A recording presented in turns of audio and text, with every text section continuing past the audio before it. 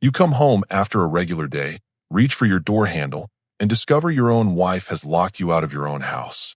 Not because of some emergency, not because of safety concerns, but because she's having what she calls an important phone conversation, and apparently, my presence would be too distracting.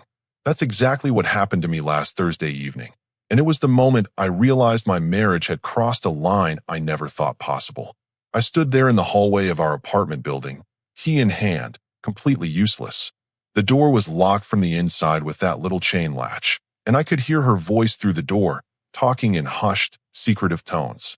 When I knocked, she actually had the nerve to tell me through the door to wait outside because she needed privacy. Privacy in our shared home, from her own husband. Now, I'm not the type of man who makes scenes or loses his cool easily, but standing in that hallway, I felt something shift. Not anger exactly, but a cold realization that this level of disrespect had somehow become acceptable in my own marriage. How did we get here? When did I become someone who could be dismissed and locked out like an unwelcome visitor? That's when she appeared, my neighbor from across the hall. I'd seen her around plenty of times, always friendly, always put together. She was coming back from what looked like a gym session, those fitted workout clothes showing off curves that were hard to ignore. She noticed me standing there with my keys, looking like an idiot outside my own door. Locked out? She asked with a knowing smile that suggested she'd heard the muffled conversation happening behind my door. Something like that. I replied, trying to keep my voice neutral. But there was something in her eyes, a spark of mischief mixed with genuine concern. You know, she said, slowing her walk toward her own door. If you need somewhere to wait while she finishes her important call, my door's always open. The way she emphasized important call made it clear she understood exactly how ridiculous this situation was. Before I could respond, she added with a playful grin, I was just about to make some coffee. Real coffee, not that instant stuff. She paused at her door, key in hand, and looked back at me. The offer stands if you get tired of standing in the hallway like a delivery boy. From inside my apartment, I could still hear my wife's voice, now slightly more animated, completely oblivious to the fact that I was stranded outside. The conversation had been going on for at least 15 minutes now and showed no signs of ending. What kind of phone call requires locking your husband out of his own home? My neighbor disappeared into her apartment, but she left her door slightly ajar. I could smell the aroma of actual good coffee drifting out, and I realized I couldn't remember the last time my wife had made coffee for me, or frankly, done anything that felt welcoming or considerate. I knocked on my door again, this time with more authority. This is getting ridiculous, I called out. Open the door. Just 5 more minutes, came her irritated response. This is important. 5 more minutes. Like I was some kind of inconvenience in my own life. I looked at my neighbor's partially open door, then back at my own closed one. The contrast wasn't lost on me. One door was locked tight, keeping me out. The other was open, inviting me in. That's when I heard my neighbor's voice, soft but clear enough for me to hear. Coffee's ready when you are. And honestly, any man who gets locked out of his own place deserves better treatment than that. My wife's voice suddenly got louder behind the door, as if she sensed something was shifting in the hallway. But it was too late. The seed was planted. For the first time in months, maybe years, I felt like someone actually valued my presence instead of treating it like an obligation. I realized this wasn't just about being locked out. This was about respect, about boundaries, and about a woman who had apparently forgotten that marriage is supposed to be a partnership, not a dictatorship. My neighbor across the hall had just reminded me what consideration looked like, and the contrast was striking. The question was, how long was I going to stand in this hallway, waiting for permission to enter my own home? 23 minutes. That's how long I stood in that hallway before I heard the chain latch finally slide open. 23 minutes of my life wasted, standing outside my own home like some kind of vagrant. When the door opened, my wife appeared with that casual expression people wear when they've done absolutely nothing wrong. Sorry about that, she said, not sounding sorry at all. That call ran longer than expected. No explanation, no real apology, just a dismissive shrug as she walked back toward the kitchen, expecting me to follow like nothing had happened. But something had happened. Something had fundamentally shifted, and I wasn't about to pretend otherwise. Who was so important that you had to lock me out of my own home? I asked, setting my keys down with deliberate force on the counter. She turned around, and and I could see that flicker of annoyance cross her face. The same look she gave me whenever I dared to question her decisions or priorities. It was private, she said, as if that explained everything. Some conversations require privacy, you know? I can't have you walking around, making noise, interrupting my thoughts. Interrupting your thoughts? I repeated slowly. In my own home. Our home. She corrected with that tone she used when she wanted to sound reasonable while being completely unreasonable. And yes, sometimes I need space to think, to have conversations without distractions. I thought you'd understand that. The audacity was breathtaking. She was actually trying to make this sound logical, like locking your husband out was some kind of normal boundary-setting behavior. Let me get this straight, I said, leaning against the counter. You think it's acceptable to lock me out whenever you decide you need space in our shared living space? Don't be dramatic, she replied, waving her hand dismissively. It was just for a few minutes. 23 minutes. She paused, clearly not expecting me to have been counting. Well, these things take time. Adult conversations can't be rushed. Adult conversations. As if I was some kind of child who couldn't be trusted around her precious phone calls. I was about to respond when there was a gentle knock at our door.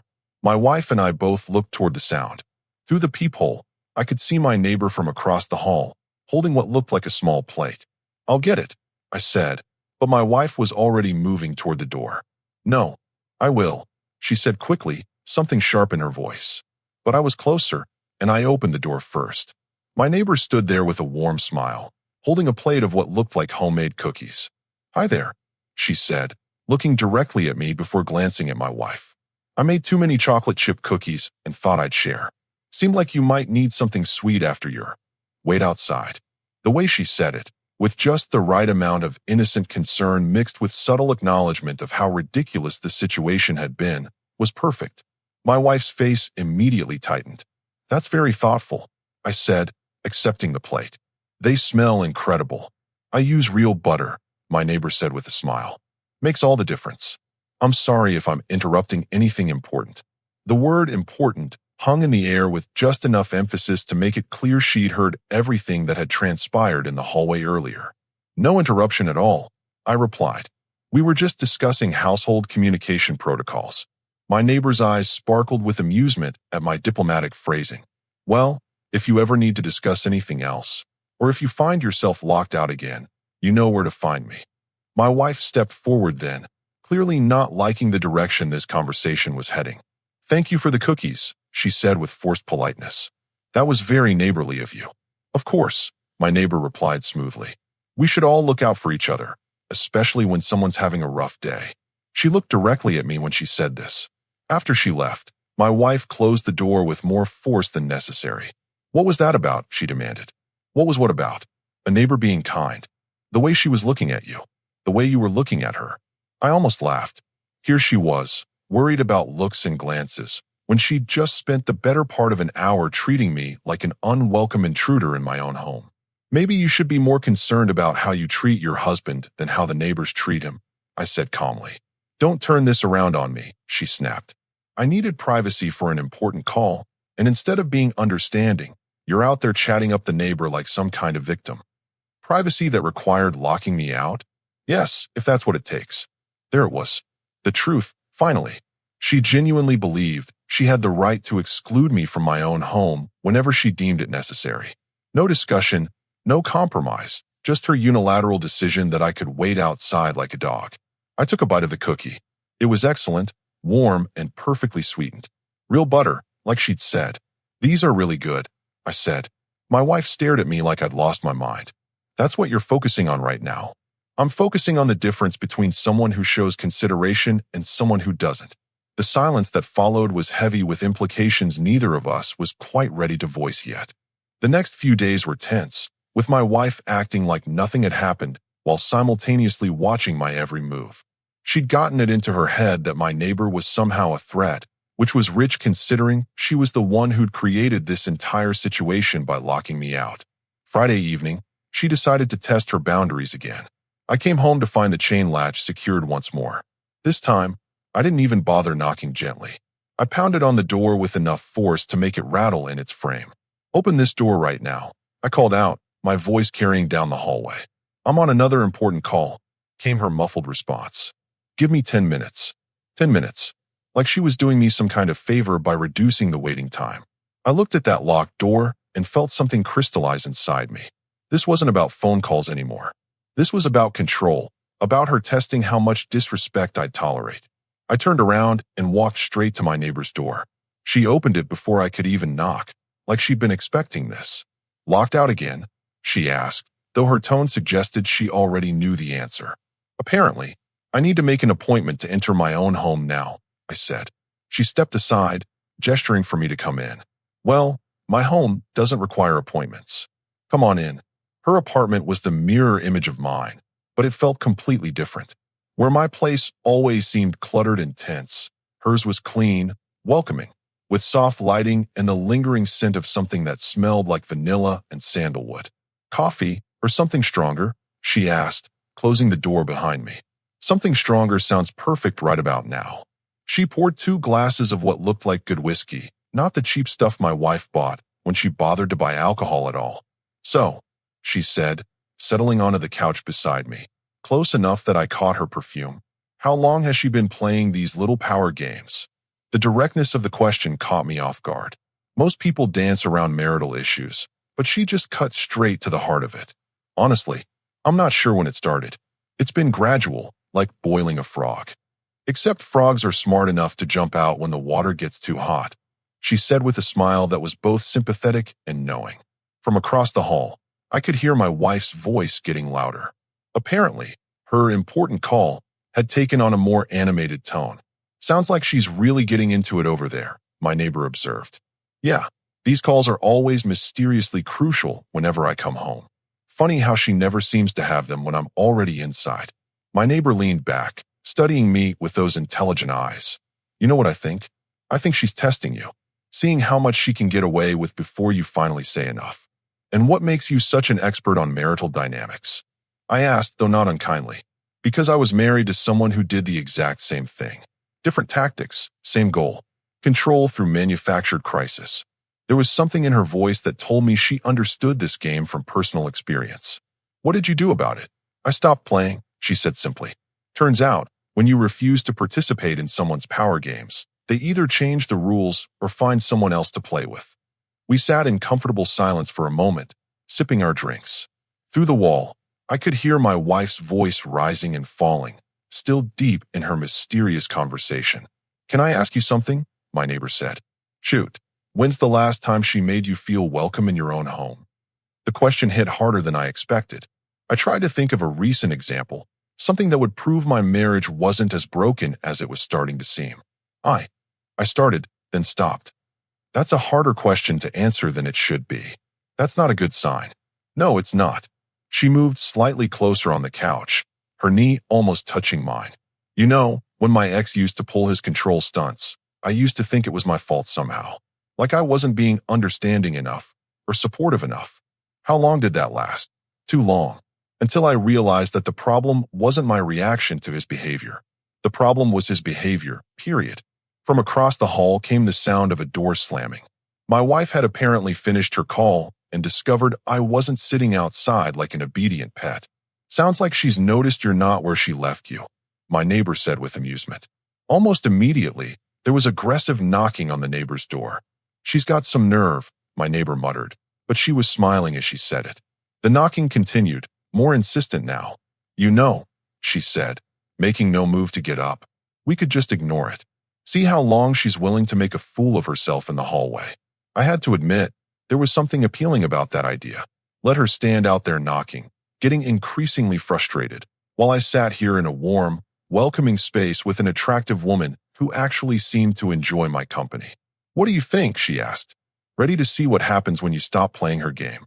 The knocking got louder, more desperate. My wife was clearly not used to being ignored. You know what? I said, settling back into the couch. I think I'd like to see exactly that. My neighbor smiled and refilled my glass. Good choice. The show's just getting started.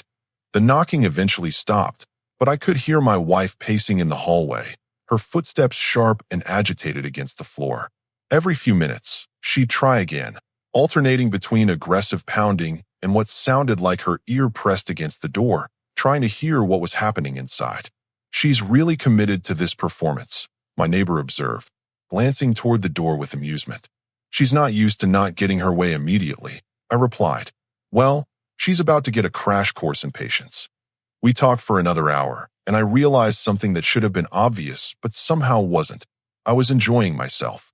Actually enjoying a conversation with a woman who listened when I spoke, who didn't interrupt every sentence with corrections or criticisms, who seemed genuinely interested in what I had to say. When my neighbor suggested ordering dinner, I didn't hesitate. Chinese or Italian? She asked, already reaching for her phone. Surprise me, I said. I'm starting to like surprises. She ordered Italian, and when the delivery arrived 30 minutes later, she did something that floored me. She insisted on paying, saying I was her guest. When was the last time my wife had treated me like a guest worth impressing instead of a roommate she barely tolerated? We were just settling down to eat when my wife's voice came through the door, no longer knocking, but actually calling out. I know you're in there, she said, her voice strained. This is ridiculous. Come home right now. My neighbor paused with her fork halfway to her mouth. Come home? Like you're a child who missed curfew? That's exactly how she sees it, I realized. And how do you see it? I looked around her apartment, at the candles she'd lit, at the actual cloth napkins she'd set out, at the way she'd plated the takeout food like it was a real dinner instead of just fuel to survive another day. I see a woman who knows how to make someone feel valued, I said. The smile she gave me was warm and genuine. Good answer. From the hallway came more pacing, then what sounded like my wife's phone ringing. I could hear her answering it, her voice taking on that sweet, reasonable tone she used when talking to other people. Yes, I'm fine, she was saying. Just a small disagreement with my husband. Nothing serious. My neighbor and I exchanged a look. Small disagreement? I muttered. She locks me out of my own home, and now it's a small disagreement? She's managing the narrative, my neighbor said. Probably calling her sister or her mom, getting them to tell her she's right to be upset. She was absolutely correct. I could hear my wife's voice getting more animated, more self-righteous, as whoever was on the other end apparently validated her position. You know what the real problem is? My neighbor said, setting down her wine glass. She's never had to face real consequences for treating you badly. What do you mean? I mean, what's the worst thing that's happened to her when she disrespects you? You get quiet for a day? You sleep on the couch? You have an argument that ends with you apologizing for something that wasn't your fault. I thought about it, and she was right. My wife's bad behavior never actually cost her anything. I always just absorbed it, worked around it, tried to keep the peace. So what are you suggesting? I'm suggesting that maybe it's time she learned that actions have consequences. From the hallway, I heard my wife ending her phone call, then trying our door again, more frantically this time. She's getting desperate, my neighbor observed. Good. You really think this is good? I think a woman who locks her husband out of his own home and then throws a tantrum when he finds somewhere else to be has earned a little desperation. She had a point. My wife had created this situation entirely on her own. She'd made the choice to exclude me, and now she was upset that I'd found somewhere else to go. There's something else, my neighbor said, her voice softer now. What's that? I've been thinking about asking you over for dinner for months. A real dinner, not takeout. I looked at her, really looked at her. The way the candlelight caught her eyes, the way she'd been nothing but kind and welcoming since the moment we'd met. The contrast with my wife, who treated kindness like a limited resource that had to be carefully rationed, was stark. Why didn't you? I asked. Because you were married, and I respect that. But watching how she treats you. She shook her head. Life's too short to watch good people get mistreated. From outside came the sound of my wife's key in her own door, followed by the slam as she went back into our apartment. A few minutes later, my phone started buzzing with texts. Let me guess, my neighbor said. She's moved on to digital harassment? I glanced at the messages. They started reasonable and quickly devolved into accusations and demands. She wants to know where I am and when I'm coming home, I said. Are you going to tell her? I looked around her warm, welcoming apartment, then at my phone full of angry messages from the woman who'd locked me out of my own home just hours earlier. Not yet, I said, turning the phone face down on the table. I think I'd like to finish this excellent dinner first. My neighbor's smile was radiant. I was hoping you'd say that. By 10 o'clock, my phone had buzzed with 17 texts and 4 missed calls. My wife had progressed from confused to angry to what could only be described as panic. The last message read, If you don't come home right now, I'm calling the police." "The police?" My neighbor laughed when I showed her. "For what? Having dinner with a neighbor?" "She's losing control of the situation and she knows it." We were sitting closer now, the dinner long finished, sharing a bottle of wine she'd opened. The conversation had moved from my marriage troubles to everything else. Her work, my interests, places we'd traveled, books we'd read. It struck me how long it had been since I'd had a real conversation with my wife about anything beyond logistics and complaints. That's when the pounding started again, but this time it was different.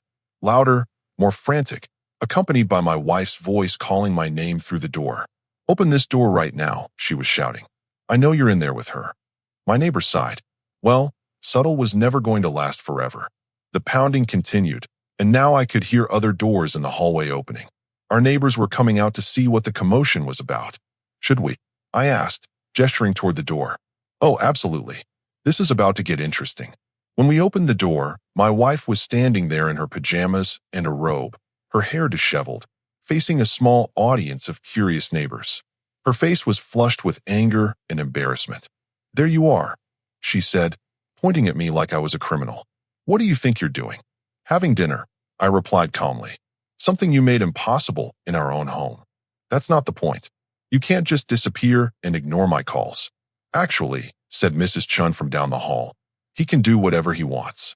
"This is quite a scene you're making, dear." My wife spun around, clearly not expecting commentary from the peanut gallery. "This is between my husband and me." "Then maybe keep it between your husband and you," suggested the college kid from 4B. "Some of us have early classes tomorrow." My neighbor stepped forward, and I noticed how poised she looked compared to my wife's frantic appearance. "I invited him for dinner," she said simply, "after he was locked out of his own apartment." Again, the emphasis on again wasn't lost on anyone. A few of the neighbors exchanged glances. "You had no right," my wife snapped. "I had every right to invite a neighbor for dinner.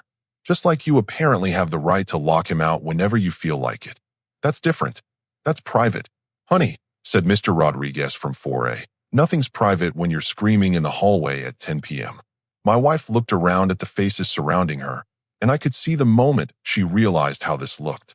A woman in her pajamas, making a scene in the hallway because her husband had dinner with a neighbor after she locked him out of his own home.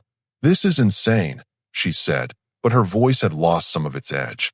"What's insane?" I said, my voice carrying clearly down the hall. "Is a wife who thinks she can treat her husband like an unwelcome visitor in his own home and then throw a tantrum when he finds somewhere else to go." I didn't throw a tantrum. The silence that followed was deafening. Even she seemed to realize how that sounded, given her current behavior. "Look," said Mrs. Chin kindly, "maybe you two should talk about this privately, but quietly. Some of us work early shifts." "There's nothing to talk about," my wife said, but she was looking at me when she said it, and there was something desperate in her eyes now. "He needs to come home. Now." "Actually," my neighbor said, "he doesn't need to do anything. He's a grown man who can make his own decisions about where he spends his evening." My wife turned to her with real venom now. "Stay out of this. This is my marriage. Then maybe try treating it like one instead of a dictatorship." The college kid actually snickered at that, which made my wife's face turn an even deeper shade of red. "You know what?" I said, looking directly at my wife. "I think I'll finish my evening here. We can talk tomorrow when you've calmed down. Don't you dare walk away from me." But I was already turning back toward my neighbor's door. The other neighbors began dispersing, clearly uncomfortable with the escalating drama. "This isn't over," my wife called after me. I paused and turned back to face her. "You're right. It's not. But it's not going to continue like this either." My neighbor opened her door wider, and I walked through. As she closed it behind us, I could hear my wife still standing in the hallway, but the fight had gone out of her voice. She was talking to herself now, trying to process what had just happened. "Well," my neighbor said, leaning against the closed door, "that was certainly educational. I'm sorry you got dragged into this." "Are you kidding? That was the most entertainment I've had in months." She grinned. Besides, someone needed to see her behavior for what it really is. From the hallway came the sound of my wife's door slamming shut, followed by blessed silence. "Think she learned anything from that?" I asked. My neighbor poured herself another glass of wine. "Oh, she learned something. Whether she learned the right thing remains to be seen." I woke up on my neighbor's couch the next morning to the smell of real breakfast being cooked. Not microwave frozen waffles or cereal eaten standing over the sink, but actual eggs and bacon sizzling in a pan. When was the last time I'd woken up to that sound? "Good morning," she said when I appeared in the kitchen doorway. "I hope you like your eggs over easy." "I like them however someone else cooks them," I said, and she laughed. "Low standards. I can work with that." As we ate breakfast together, my phone buzzed with a text from my wife. "We need to talk. I'm sorry about last night." "Let me guess," my neighbor said, noticing my expression. "Apology text. How did you know?" "Because she spent all night realizing how badly she embarrassed herself in front of the neighbors. Now she's in damage control mode." She was right, of course. My wife's apologies always came after she'd pushed things too far and needed to reset the dynamic before facing real consequences. "Are you going to talk to her?" "Eventually, but not on her timeline." My neighbor smiled approvingly. "Good. Let her sit with the uncertainty for a while." I spent the morning at my neighbor's place, and it was remarkable how normal it felt. She worked from home as a graphic designer, so she set up her laptop at the kitchen table while I read a book from her impressive library. No drama, no tension, just two adults sharing space comfortably. Around noon, there was a soft knock at the door. My wife's voice came through, much quieter than the night before. "I know you're in there. Please, can we just talk?" My neighbor looked at me questioningly. I nodded and went to open the door. My wife stood there looking genuinely contrite, her hair properly done, wearing one of her nicer outfits. She'd clearly put effort into her appearance. "Can we talk privately?" she asked, glancing nervously at my neighbor. "We can talk," I said. Here, in front of her. She's the one who's been treating me with respect lately. I think she's earned the right to hear how this plays out." My wife's face tightened, but she stepped inside when I gestured. "I'm sorry about last night," she began. "I was upset, and I overreacted." "Which part are you sorry about? Locking me out, ignoring me for hours, or making a scene in the hallway?" "All of it," she said quickly. "I realize I've been unreasonable lately." "Lately?" She paused, clearly not expecting me to push back on her timeline. "Okay, for a while now. I know I haven't been the best wife." My neighbor was listening quietly from the kitchen, not intruding, but not pretending she couldn't hear either. "What exactly are you proposing?" I asked. "I want you to come home. We can work this out. I'll be more considerate about my phone calls, and we can set up some kind of system." "A system?" I repeated flatly. "Yes, so we both know when I need privacy, and you won't feel locked out." There it was. Even in her apology, she was still defending her right to exclude me from my own home. She was just offering to give me advance notice. "Let me ask you something," I said. "When you lock me out for your private calls, who exactly are you talking to?" She hesitated just a fraction too long. "Just friends. My sister sometimes. It's not important who." But that hesitation told me everything I needed to know. My neighbor caught it too. I saw her eyebrows raise slightly. "Here's what's going to happen," I said, my voice calm but firm. "I'm not coming home today. Maybe not tomorrow either. I need time to think about whether this marriage is worth saving." "What do you mean?" Panic crept into her voice. "Of course it's worth saving. Is it? Because from where I'm standing, it looks like you want a roommate who pays half the bills and stays out of your way when convenient. That's not a marriage. That's not fair. What's not fair is being treated like an inconvenience in my own life." My neighbor spoke up then, her voice gentle but clear. "Maybe this is something you two should discuss when you've both had more time to think." My wife turned to her with real hostility. "This is your fault. He was never like this before you started filling his head with ideas." "I didn't fill his head with anything," my neighbor replied calmly. "I just showed him what it feels like to be treated with basic courtesy." The truth of that statement hung in the air like a challenge. "Choose," my wife said suddenly, turning back to me. "Her or me? Right now." The ultimatum was so perfectly typical of her approach to problems. Create a crisis, force an immediate decision, avoid any actual examination of the underlying issues. "You know what?" I said. "I choose respect. I choose being valued. I choose being with someone who sees my presence as a gift, not an obligation." "So you're choosing her?" "I'm choosing myself. For the first time in years, I'm choosing what I deserve." My wife stared at me for a long moment, and I could see her processing the fact that her usual tactics weren't working. "Fine," she said finally. "But don't come crawling back when you realize what a mistake you're making." "I won't," I said simply. After she left, my neighbor came over and sat beside me on the couch. "You okay?" she asked. "Better than I've been in years, actually." "Good. Because I meant what I said yesterday about that dinner invitation. A real one this time." I looked at her, this woman who'd shown me more consideration in 2 days than my wife had in 2 years. "I'd like that," I said. "I'd like that very much." Later that evening, as we planned that dinner, I realized something important. I hadn't just ended my marriage. I'd started my life over. And for the first time in years, I was genuinely excited about what came next.